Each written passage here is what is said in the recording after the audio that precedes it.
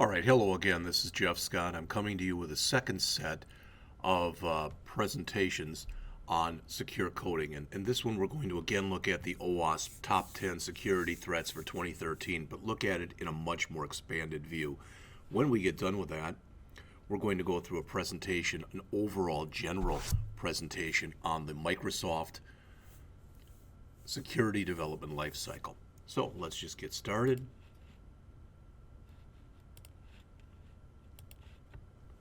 Again, you can see the associated URL here. Doug Tabbitt has got copies of all of these presentations, so if you wanted to see any of them, you could just contact him. So the first one, and these are the top 10. I don't know if you'd call this the top one.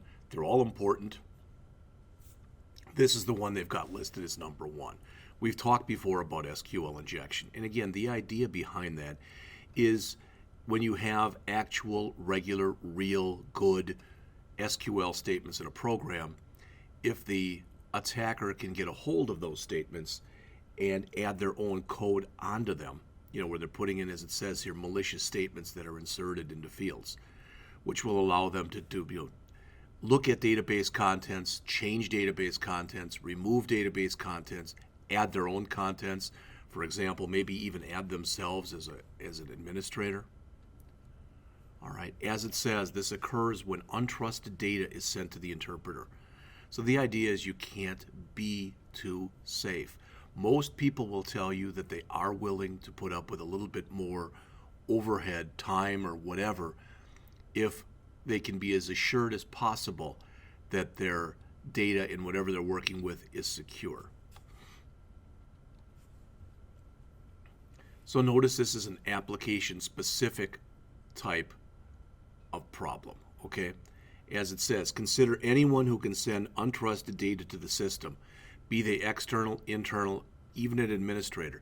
People do things. Some people do things maliciously, but by and large, most people do things they shouldn't do, and they do them accidentally. This is a fairly easy exploit, as it says. The attacker sends text-based attacks, okay? And sometimes it does happen internally. Again, more often than not when that happens, and it happens internally, it's done by accident. But occasionally you get a disgruntled employee or someone as they're on their way out the door or whatever that does things they shouldn't do. Notice these flaws occur when an application sends untrusted data to some kind of a database interpreter. Very prevalent, especially in legacy code. Why? Because so much of the code that was written years ago, again, was written in a day and a time when security was not really, it wasn't even an afterthought, it was a non-thought. Here's the thing, this stuff, it can be devastating. Notice data loss or corruption, lack of accountability, denial of service can lead to a complete host takeover, which means the system might come down. All right, customer data may be removed, may be changed, may be added, whatever it happens to be. Consider the business value, and really, as the end of this slide says, could your reputation be harmed? All right. And are you vulnerable? Well, the best way to find out is to literally try to break in and try to hack into it yourselves. You may want to go and consider the use of bind variables with prepared statements and stored procedures. Well, the idea behind that is again, that there will be sanitization, so you'll be able to make sure that the kind of data that's being presented or that's being inputted is the kind of data that's being expected. Code analysis tools, as mentioned there, can help an analyst find the use and trace the data flow through the application. Pen testing can help as well. How to prevent it? All right. Well, as it says, at least, it says use a safe API that avoids the interpreter or provides parameterized interface. You are trying the best you can to make sure that people are putting in the expected type of data. Notice the last one on here, whitelisting input validation. It says it's not a complete defense. And when you whitelist, what you're doing is you're saying only allow this type of data. The problem is when you've got an attacker who's sophisticated, he, she, or they can sometimes still spoof the system and make a request look like it's trusted when indeed it's not. At a minimum, as it says there, you should carefully escape special characters. You get things like in PHP, there's HTML special chars. There's a few other things that you can do that'll go through, and especially when there's a problem in some relational database management systems with working with single and double quotes. Couple attack scenarios. Again, the idea is that you come in here and you add this or 1 equal 1, because that changes the meaning. Okay? And if you say or 1 equal 1, well, it's an or, so either conditions 1 will be equal to 1. All right, so that should work. As it says, it changes the meaning of the query. This can return all the records from a table. Well, that may or may not sound like it's that important, but what if that's a table that contains logins and passwords? Now, probably one or both will be encrypted, but you never know. All right, number 2, broken authentication and session management. When authentication functions are not implemented correctly, this can allow hackers to compromise passwords and or session IDs and put in their exploits in that way.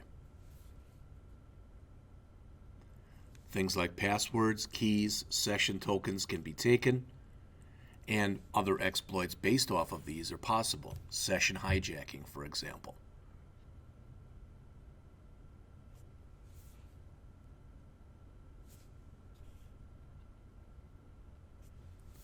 It says consider anonymous external attackers as well as users with their own accounts. Again, by and large, most of the stuff that happens internally is accidental. This is an average exploitable opportunity. As it says, the attacker uses leaks or flaws in the authentication, some of the stuff that we've talked about before, to gain control or to impersonate someone else.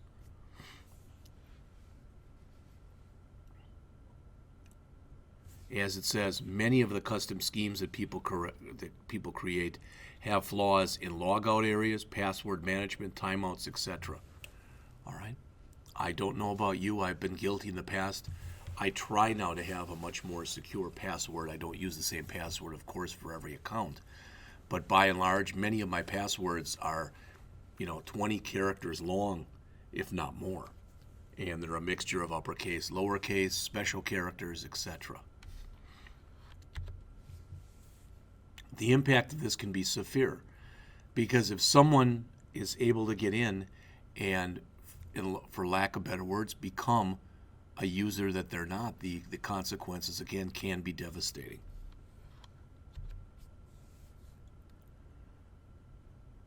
It says consider the business value of the affected data and the business impact of public exposure. Yeah, this can be a devastating type of thing. You may be vulnerable if your authentication credentials aren't protected using hashing or encryption. You have weak password management, for example. Your session IDs are exposed in the URL.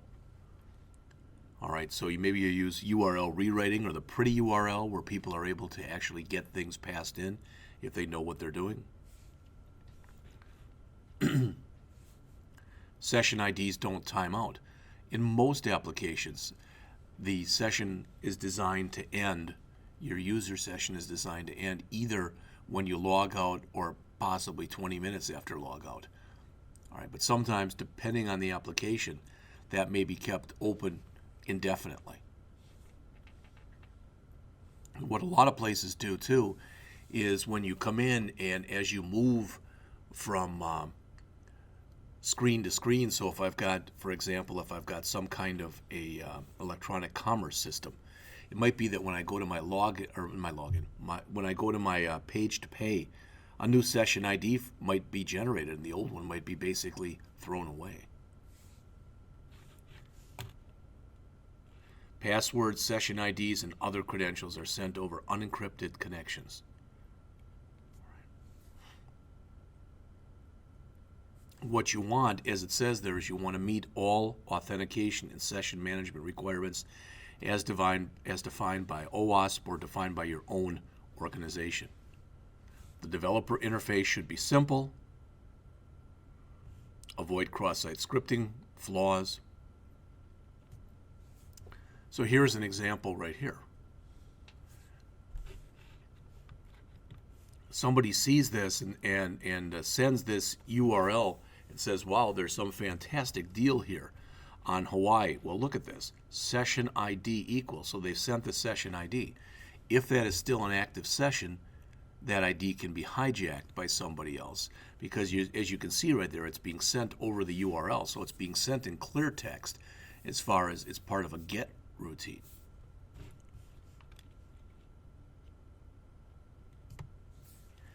Scenario 2, application timeouts aren't set properly.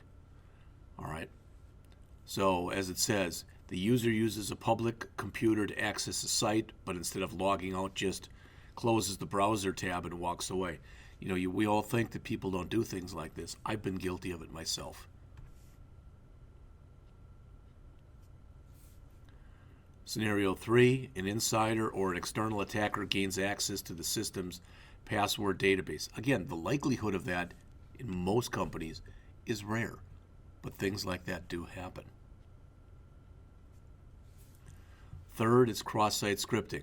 Again, we're going to talk about this in much more depth and breadth of coverage in a later lecture, but as it says, it's typically found in web applications. It allows attackers to inject client-side script into web pages that are viewed by others. Whenever an app takes untrusted data and sends it to a browser without proper validation or escaping, this is a possibility. One of the things I try to impress upon students from day one is look at all input as being evil, totally untrusted. Things cross-site scripting can do, as mentioned right there, they can execute scripts in the browser, which can hijack user sessions and do a lot of other things. Here's a big one. Redirect the user to malicious sites that look like a real site but indeed are not.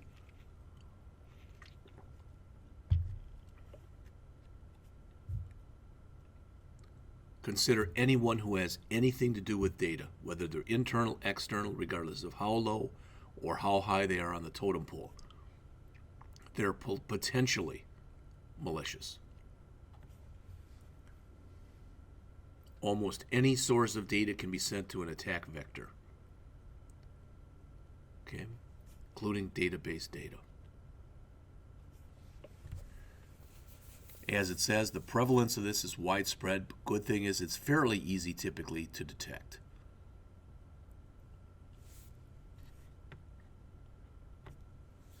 There's two different types of cross-site scripting flaws as mentioned here.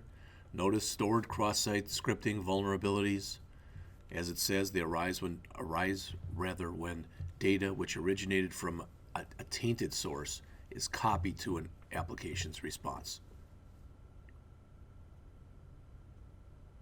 All right, as mentioned on the bottom, this is typically more serious of a vulnerability because there might not be any kind of validation that's done there. If you compare and contrast the stored cross-site scripting vulnerability with the reflected cross-site scripting vulnerability, as it says, that happens when the injected code is reflected off the web server and then delivered in a way such as an email message, or it could be something else. Again, they say here that the impact is moderate. Well, it depends on exactly what is done. Yeah, by and large, the impact will be moderate, but it can be devastating. Typically, this is application and business specific. Again, you'll see a recurring theme here.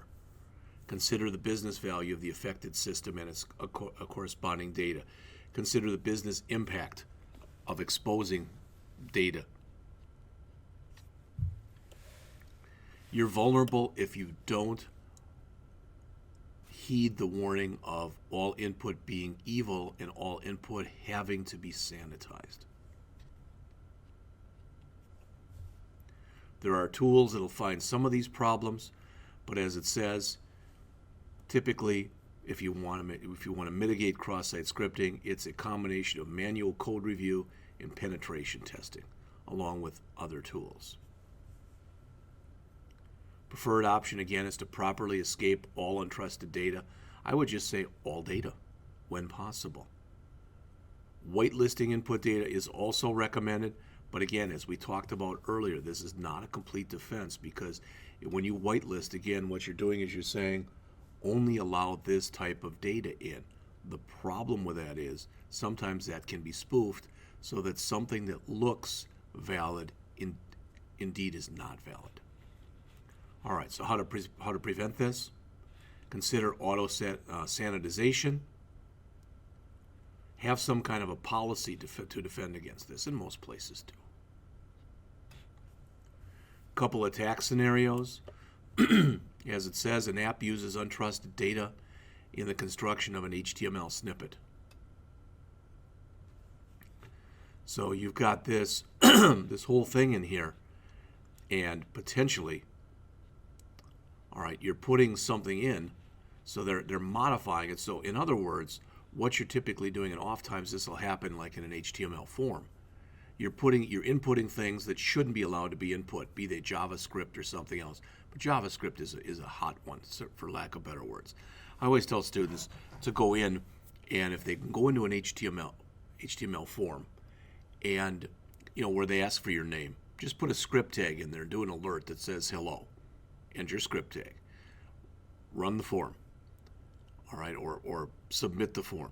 And if it comes out and it actually shows you a JavaScript alert box that says hello, it means that it's very possible that this thing is a good candidate for cross-site scripting.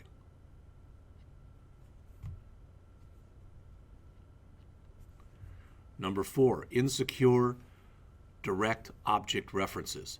Notice, and I want to go through this because a direct object reference occurs when a developer exposes a reference to an internal implementation, a file, a directory, a database key.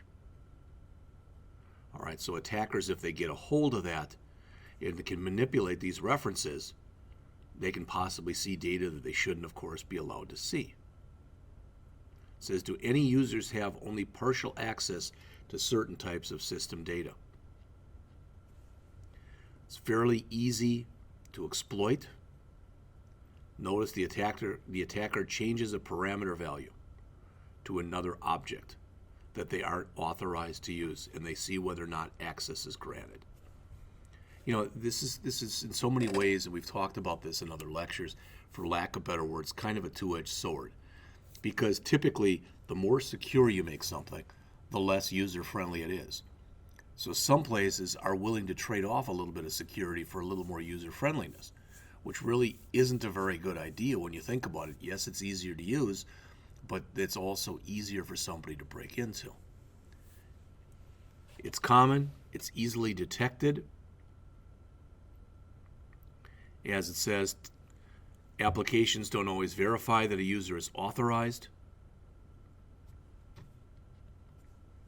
The impact, again, anytime it says on here impact moderate, it usually is. But notice, when you set up your object references, if they're set up in a standard way where an attacker can figure out the address of the next or the previous object and can manipulate what that object is pointing to, it can be devastating. If you really know what you're doing or really don't know what you're doing, you might be able to bring the system down. And if it's a company that depends on its electronic presence for its livelihood and you're able to bring the system down for any length of time, again, the impact, it wouldn't be moderate, it could be severe. All this stuff, you've seen this over and over and over again. the business value of the exposed data, the business impact of public exposure of the vulnerability. All right. Verify all object references have appropriate defenses.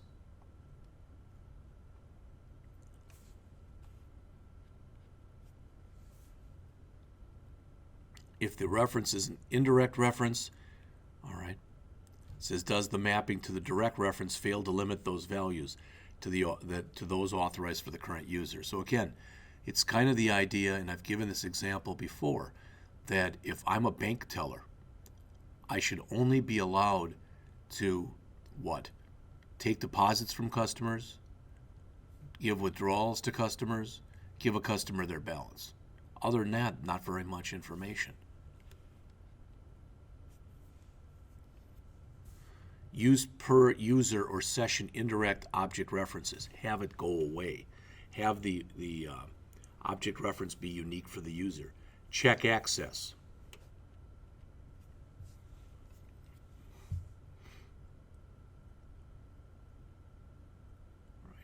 You can run into all sorts of problems, such as the one shown here, when the app uses unverified data into an SQL call. So if I'm able to put stuff in here that I shouldn't, all right, it's a possible place for attack. And that's what they run through in here. All right, number 5, security misconfiguration defined. As it says here, good security requires having a secure configuration defined and deployed for an app and everything associated with the app. Secure settings should be defined. Default settings should be defined. As it says, defaults are often insecure. Well, quite often what happens is the company that creates the software decides what will be turned on and what will be turned off by default. And many times, if you've got a naive end user, they won't even take the time to learn about the things that have been turned off, or about all the things that are turned on that they might not potentially want turned on. They just go with the flow, so to speak, and keep what's there. Software should be kept up to date. In other words, patches should be immediately applied. This is application specific. All right, it says, consider anonymous external attackers, as well as users with their own accounts that might want to do something they shouldn't do. Disgruntled employee or whatever. It's fairly easy to exploit. And notice what they can do. They want to gain unauthorized access to or knowledge of the system. And of course, unauthorized access to is dangerous. But think about this, or unauthorized knowledge of the system, because again, what happens is many of these attackers lie in waiting for a long period of time and strike when they think the time is right to strike. It's common. The good thing is its detectability is fairly easy. It can happen anywhere in the application. As it says, developers and system administrators need to work together to ensure that the entire stack is configured properly. Again, they mention that the impact is moderate, but as we talked about before, it says all of your data could be stolen or modified slowly over time. Well, that's more than a moderate impact. Recovery costs, as mentioned here, can be very expensive. Here's the big thing, as it mentions there. The system could be completely compromised without you even knowing about it.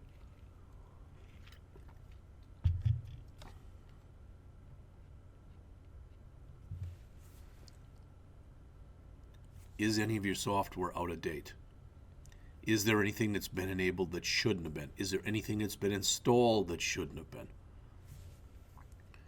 Do you have any default accounts? I have worked at places, believe it or not, where it's the password and the login are admin, or login and password.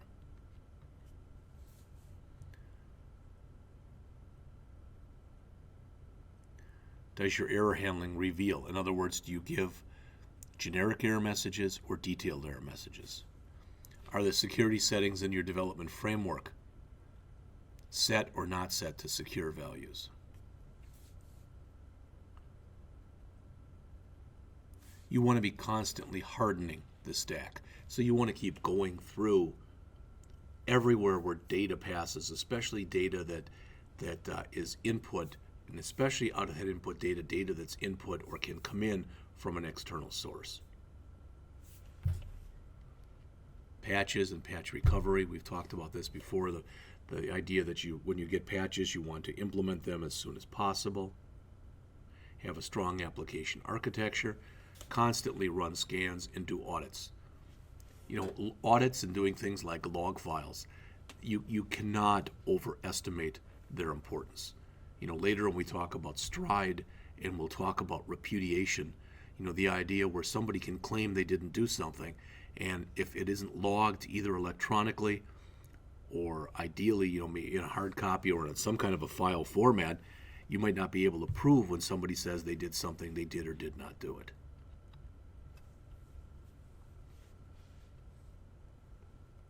The App Server Admin Console is automatically installed and then not removed. And again, maybe it's got a real simple password, as we talked about before. Directory listing is not disabled on a server.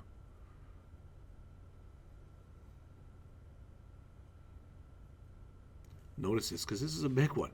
So the attacker is able to get in there, find and download all of the compiled Java classes, decompile them, reverse engineer it to find out the original code. That's about as potentially devastating as it can get. Stack traces, can be returned to users, which again can do the same kind of thing as far as showing a potential attacker the call sequence, and what's working and what's not working.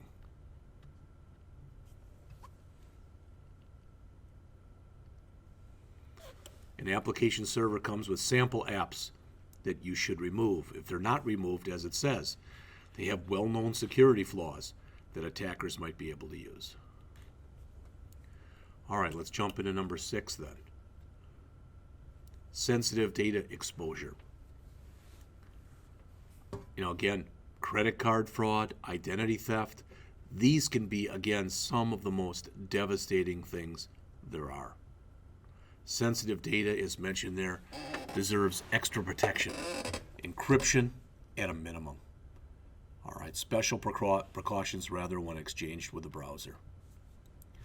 Consider anyone who can gain access to sensitive data, all right, to be a potential threat.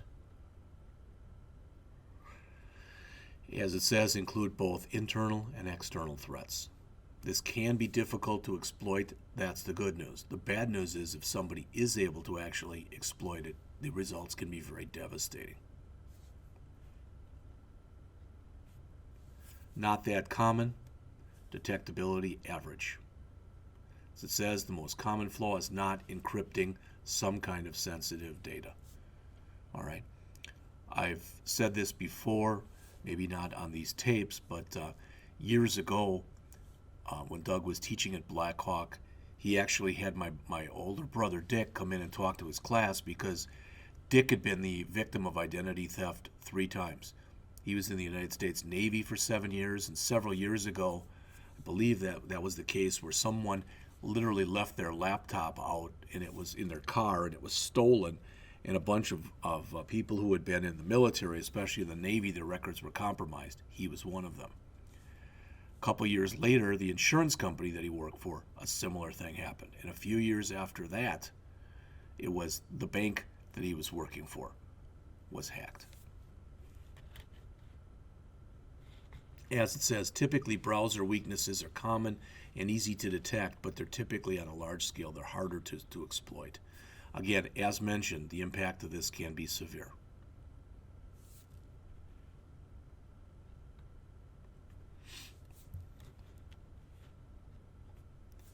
All right, you've seen all this before. What's the value of this data if it's stolen, modified, or deleted? Could your reputation be harmed? Well, in virtually all cases, the answer to that is going to be yes. The best way to find out if the application is vulnerable is to verified. We've talked before about using bind variables, etc. And code analysis has to work in conjunction with security reviews. It has to work in conjunction with pen testing. It has to work in conjunction with regular functional testing. This stuff all has to work together. The people involved all have to work together and, for lack of better words, become one cohesive unit to make things work the way they're supposed to. The preferred option is to use a safe API. Sure. If that's not available, as it says, escape characters using the specific escape character syntax for that particular interpreter. We've talked about whitelisting, how it's recommended, but it's not a complete defense.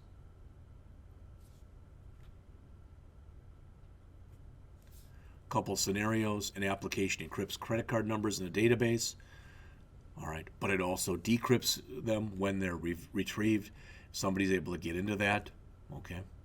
A site simply doesn't use SSL for all authenticated pages, so someone is able to go in that way through the back door. The password database uses unsalted hashes to store everyone's password. So again, it may take a long time, but somebody may be able to go in and get into that table, break into it, and do things they're not supposed to do. Number 7, missing function level access control. As mentioned here, most web apps verify function level access rights before they make that available in the UI. If you don't verify requests as they come in, attackers can end up forging requests to make them look as though they are valid when indeed they're not. So anyone with network access can send the app a request. And what about anonymous users? It's easy to exploit. It's fairly common. It's average as far as its detectability. As it says, sometimes developers must include proper code checks and they forget to do so. And again, almost always when this happens, we've talked about this before, it's not that the developer is purposely trying to do something wrong. It's just in their zeal to get things done on time. Sometimes it's not even that shortcuts are made. You forget to do things, or you run out of time or whatever. The impact can be, or typically would be in this case, would be moderate. Application specific. You've seen all this stuff. You've seen this slide on basically every one of the things that we've talked about thus far. Verify every application function. Are server-side checks done that solely rely on information provided by an attacker? All right. Think like an attacker, act like an attacker, and see if you can get into the system. Don't hard code things. All right. The enforcement mechanism, we've talked about this before in other lectures. Deny by default. Require explicit grants, because again, the idea of being able to access code should be a privilege, not a right.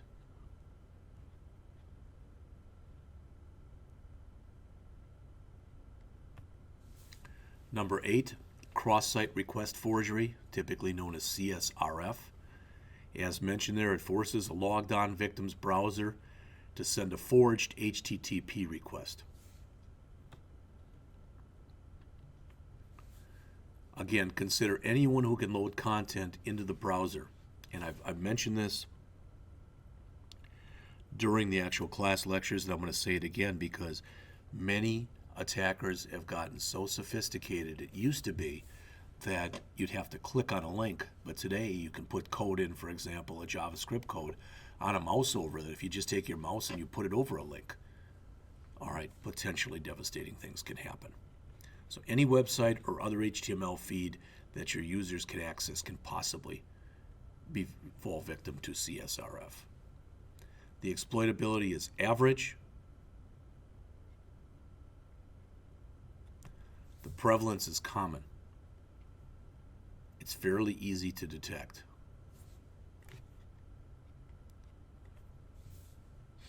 Because browsers send credentials like cookies automatically, attackers can create malicious web pages if they can get you to click on a link or mouse over a link or do other things. All right. Typically, this is easy to detect using pen testing, code analysis, etc. Again, they're saying here that the impact is moderate, and by and large, it is. But if somebody can come in and update account details, make purchases for you, log out or log in, that's more than a moderate impact. You've seen this before, talking about the business value of the affected data and the impact to your reputation. It says there, see if any links and forms lack an unpredictable CSRF token.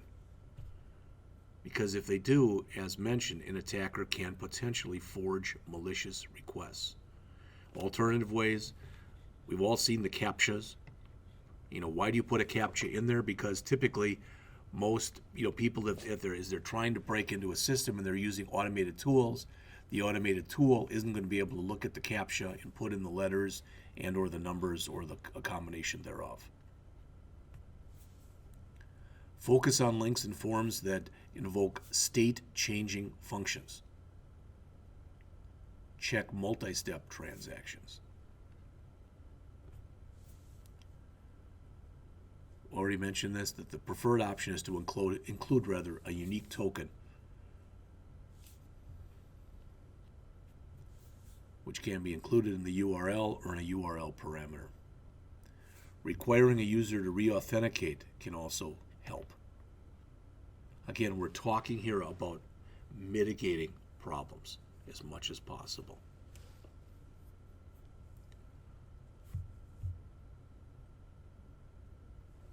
So here's an attack scenario. The app allows a user to submit a state-changing request that does not include anything secret. So what do we have here? Transfer funds, the amount, the destination account. That's the key one right here. As mentioned, an attacker constructs a request that will transfer money from a victim's account into their own account.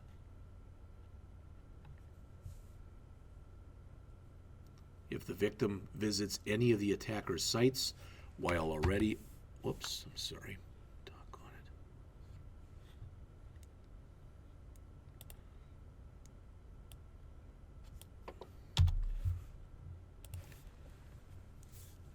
while already authenticated, the forged request can automatically be included in the user's session info, making it that much easier for them to get in.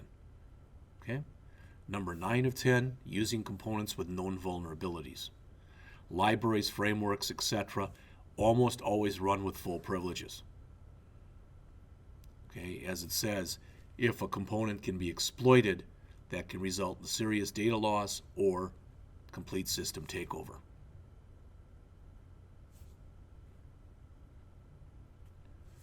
The exploitability is average. As mentioned, they identify the weak component, customize the exploit, try to get more information as they can, and execute the attack. It gets more difficult if the used component is deep in the application. Again, we've talked about all these terms, that there is a marriage or a bridging or a coming together. The whole idea of this kind of even leads into defense in depth type of thing. All right, where you want to make your attack surface as you want to be able to set it up so that it's as hard for somebody to get into your system as possible. It's widespread. The problem here, as it says, is the detectability can be difficult. In many cases, developers don't even know all the components they're using, never mind their versions. So in other words, you might be using some unbelievably complex software. You might be well versed in the software, but there might be a part of the software that's turned on that you don't even know about. All right. Again, I don't know if I'd agree with the impact moderate when we looked at some of the stuff that could potentially happen. When you talk about a complete system takeover, the input is more than moderate. Oops. Consider what each vulnerability might mean to the business. You've seen this before.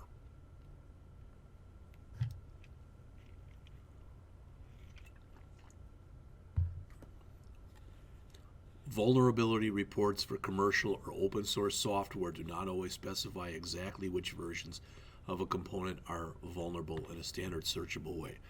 And I'm not going to rip on it here, but especially open source software. Open source software is great.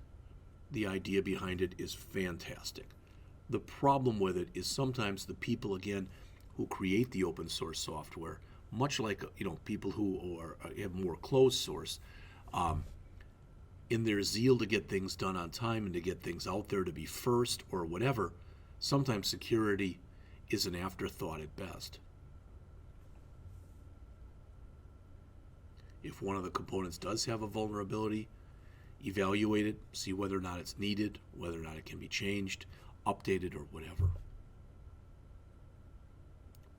Projects should have a process in place to identify all components, the versions they're using, any dependencies, and they should modify the security of these different components. Establish security policies governing component use. Consider adding security wrappers around components and disable unused functionality.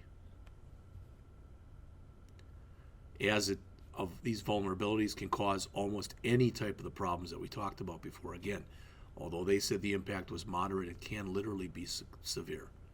Finally, we jump from number 9 to number 10, our last one here, unvalidated redirects and forwards. As mentioned, web apps frequently redirect and forward users to other pages and sometimes use untrusted data to determine the destination page. Without proper validation, as it says, you could possibly redirect a victim to a phishing or attack or some kind of a malware site. Consider anyone who can trick your users into submitting a request into the site. Try to do this yourself. Average exploitability. Prevalence is uncommon. Detectability is fairly easy.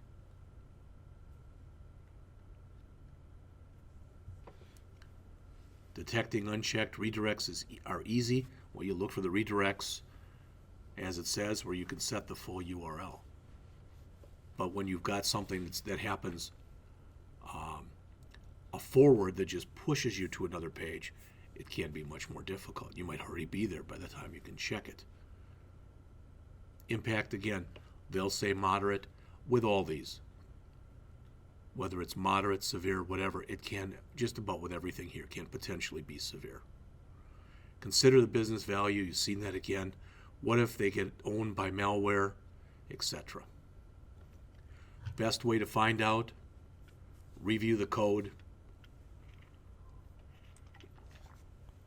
Spider your site for any possible redirects. If code is unavailable, try to put in bad parameters. Test it, and test it. All right. How to prevent? Simply avoid using redirects and forwards. That may not even be possible. If used, don't involve user parameters in calculating the destination. A couple scenarios as we finish this up. The app has a page called redirect.jsp, which takes a single parameter named URL. As mentioned here, the attacker crafts a malicious URL that redirects you to a malicious site. Of course, it's not going to look like evil.com, but you get the idea. Scenario 2. The app uses forwards to route requests between different parts of the site. So the attacker, again, crafts a URL that will pass the access control check and send them to someplace where they should not be. So I did this again. This was the OWASP top 10, but I did go and look at some of the stuff that's in the SANS security reading room, which I'd strongly recommend because you can go in there and, for instance, if you want to know about cross-site scripting, you can put that in and get some of their articles. OWASP has a cheat sheet series also that is very well done. So that's it for this presentation. In just a second, I'm going to come back and talk about the Microsoft Security Development Lifecycle.